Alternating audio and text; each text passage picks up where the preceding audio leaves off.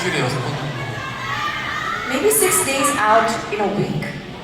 Oh. O kaya ilang araw? Now, during the interview with the director of Bon Appetit, Your Majesty, na-mention niya na sobrang shock niya kung gaano mo kabilis magpa-abs. Anong sikreto mo sa pabilis na abs? 사실 저는 복근이 없어본 적이 없어요. Well, honestly, I've never not had abs.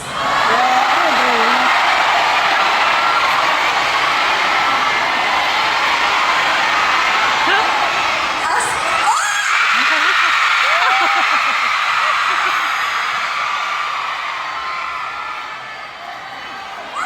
nakasalit ko ata yung aircon dito, NFT. Parang kung uminit, pakilakasan mo yung aircon. Whew! So, the question is, are your abs still there right now? It is? Okay. 어제도 했죠. Alright. Even yesterday, they were fine. We will find out kung mabibiyayahan tayo ni Lord mamaya.